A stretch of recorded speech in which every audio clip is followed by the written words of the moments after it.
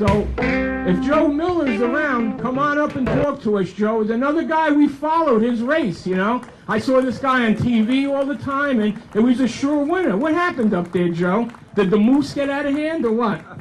The rhinos got out of hand. But, you know, that is a good introduction about how federal dependency creates corruption, and that's what we all have to rail against. But first, let me thank all of you for coming out on an evening where rain is a likelihood. In fact, on the way back from Harrisburg today, the downpours were torrential. I'm surprised that the Tea Party bus was delayed only by an hour. I mean, it was incredible. The riverbank in Harrisburg, it's almost over, at least from my perspective, the bank there. You guys are really putting up with a lot coming out here, and I appreciate you guys coming out. Appreciate my wife, Kathleen. She accompanied me. We're actually in Washington, D.C., and my spokesperson from my race in Alaska, Randy DeSoto, invited me to come up here, and Randy's back here with my wife. Kathleen, why don't you raise up your hand?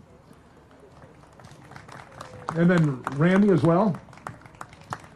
Randy, of course, working with Mark Scringy's campaign. Kathleen is currently serving on the Judicial Council in Alaska. She actually holds a position in Alaska that has a great deal of influence. She's involved in selecting judges there. And the Lord knows that we need good judges in Alaska, especially on our Supreme Court. And she's working to ensure that that happens. One of the things that you need to understand is that none of us are giving up. You heard from Sharon, you know, she's not giving up. I'm not giving up. The thing that we've started is going to continue. And what you see out here is the core of it, all right? The core is what's going to move this country forward. I'm going to talk a little bit about some of the problems the country is facing and how you and I can get involved, how we can be of influence in the future, and how we can move this country forward. But first, let me address something that just happened a couple of days ago. All of you heard Jimmy Hoffa's comment, right? Yes. I don't like it. I don't either. You know what? But it wasn't the SOB part of it that really got me. What got me about Hoffa's comment is he claimed to represent the working class men and women of this country. And that is complete crap. Yeah. The working men and women of this country are the Tea Party. There's no question about it. And what we saw in Alaska were average, everyday, common individuals like you and I that got engaged in a race because they know this country is headed in the wrong direction. We are the people that aren't standing out there with a hand out waiting for the government to fill our hand. We are the people out there that are sitting on the doorstep of our senator or congressman asking them to take care of us when all things go bad. Instead, we're out there working it as hard as we can to ensure that we can provide for our families, and we just want government out of the way. So if Jimmy Hoffa really was serious about creating jobs, and that was, of course, his argument, that the Tea Party is destroying jobs, the fact of the matter is he'd get government off our back. But instead, he's one of those corrupt guys that's out there asking for government to give him a handout, asking government to bail out the union thugs, asking government to do those things that don't depend on our ingenuity and our work ethic, but depend on the way of dependency that's been created by our federal government. And we saw that in Alaska. In fact, that dependency is what created the problems that we had there.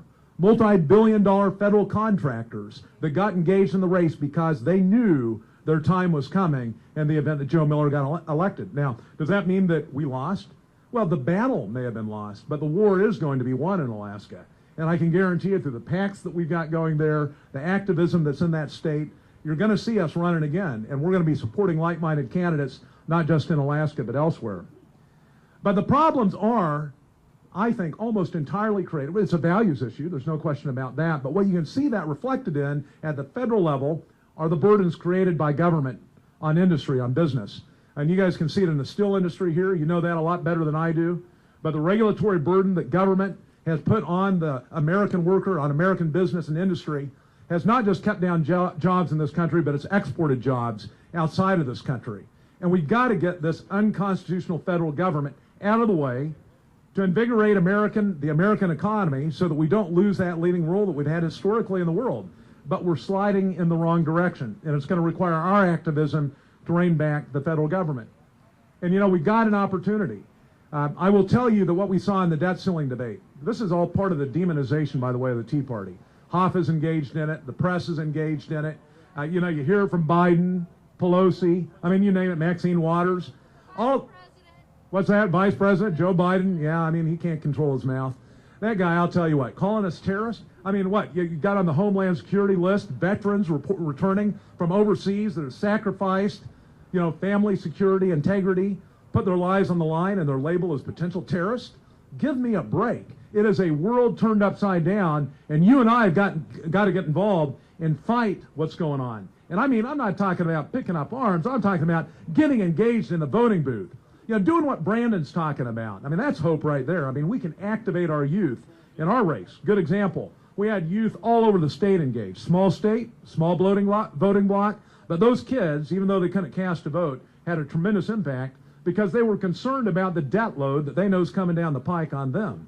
You know, it's not just in absolute terms, the $50,000 per capita each one of you are going to face from the absolute $14 trillion debt, but it's also those future unfunded obligations that makes that number even all the more. It's something like, what, 200,000 now per person? I mean, it's just an unimaginable number. But getting back to the whole demonization of the Tea Party type thing, the debt ceiling thing, okay, supposedly the Tea Party was responsible for the debt ceiling fiasco. No, the spending problem in D.C. is why we had that issue. And frankly, the Tea Party did not win that. Now, I know that's hard to hear, but the fact of the matter is we changed the debate. But if you think by kicking that ball down the road 2 years before you get any cuts at all, and it's based on this silly promise of the super committee cutting out spending that hasn't been successful in the past of cutting out spending at the federal level, think again.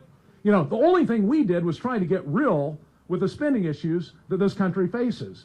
You know, S&P said, hey, look, if you don't cut by $4 billion, we're going to downgrade you.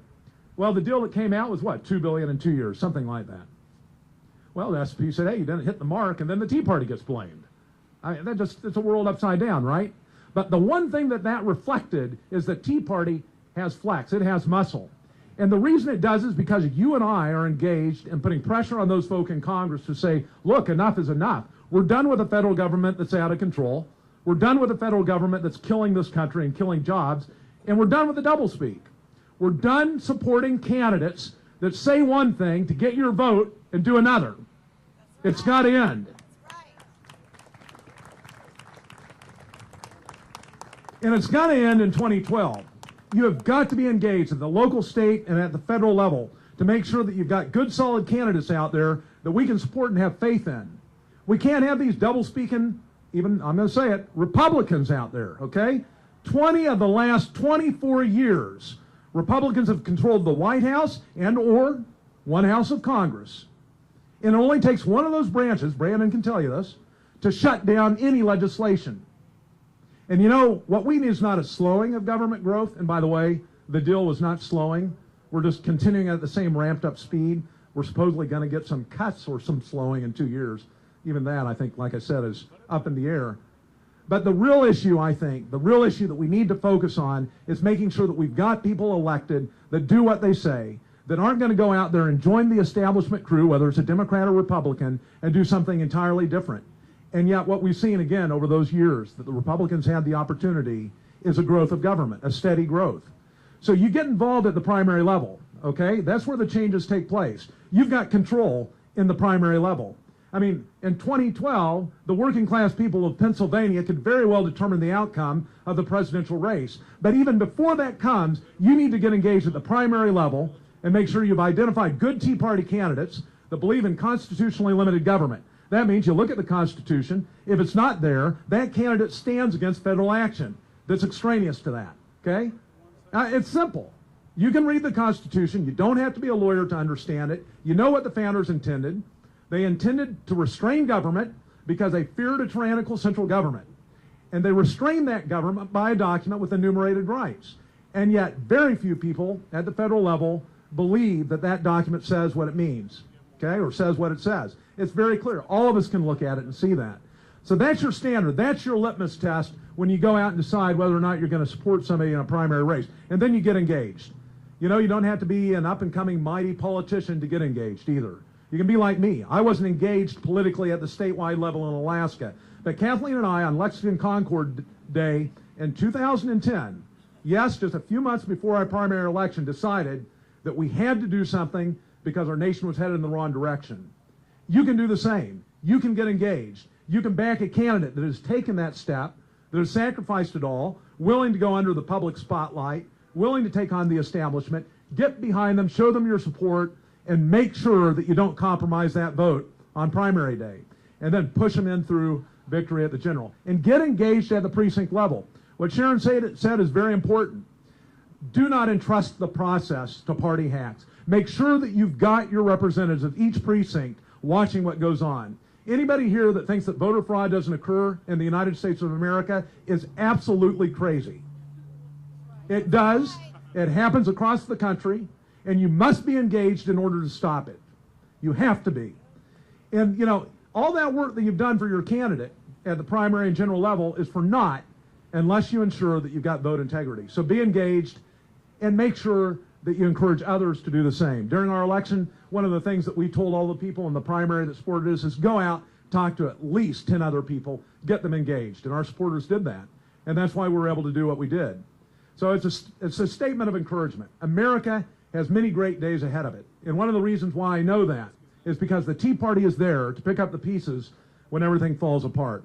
We're headed in the wrong direction, folks, but there is a core of good, solid, constitutionally embracing people like you out there that are going to be ready to take on leadership. You need to keep that core so when the time comes and we can fill all of those offices, we can get this country back to where it needs to be. So I appreciate you all coming out, showing that solid support, showing that core support here in Pennsylvania. I want to ask you to continue to fight. Don't be discouraged. Obviously, all this demonization that's going on is because they fear you. They know that 2010 is a harbinger of things to come. They know 2012 is even going to be worse for them. And so they're trying to marginalize and demonize you. Don't let them have their way. Get stronger, get your neighbors, your friends, your relatives involved, and take back this country. God bless you all for coming out here, and God bless America. Thank you. Joe. That was very inspirational, hearing from Joe, and he says a lot of true things. We're recording this tonight, and if you missed some of the sections of the talk or you want to see it again, go to our website, wktp.tv.